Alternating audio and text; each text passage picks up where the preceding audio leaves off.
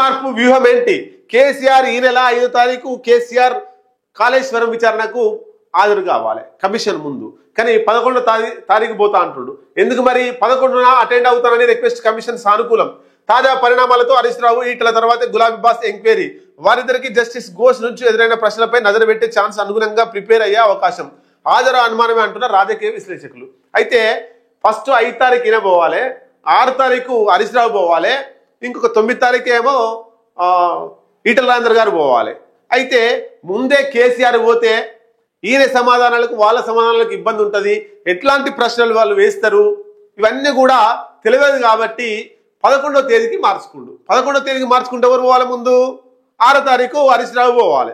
హరీష్ రావుకి వేసినటువంటి ప్రశ్నలు కావచ్చు, మెల్లగా ఈటల రాజేందర్కి వేసినటువంటి ప్రశ్నలు తెప్పించుకునే ప్రయత్నం, ఇలాంటి ఏ అంశాల మీద అడిగిర్రు అని దాని మీద ప్రిపేర్ అయ్యి దాన్ని ఎట్లా తన మీదికి రాకుండా ఈ ప్రయత్నాలన్నీ చేసుకోవడం కోసం కాస్త గడువు అడిగింది తప్ప దీంట్లో వేరే ఏం లేదు.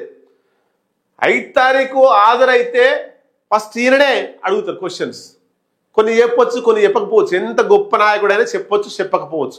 కాబట్టి ఆ ప్రశ్నలు ఫోర్స్ దాటి ఎట్లా ఉంటుంది అనేది తెలుసుకోవడం కోసం ముందుగా పావుగా హరీష్ రావును పంపిస్తుండు.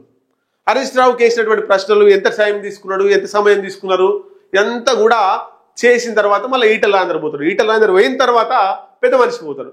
ఇక అప్పటికి కొంత ఫోర్స్ తగ్గుతుంది కదా. హరీష్ రావుని అడుగుతారు, ఈటల రాజేందర్ని అడుగుతారు, తర్వాత కేసీఆర్ను వీళ్ళని ఏం అడిగింది అనేటువంటిది ప్రిపేర్ అయిపోతుంది. డైరెక్ట్ ఫోర్స్ పడకుండా ఉంటుంది.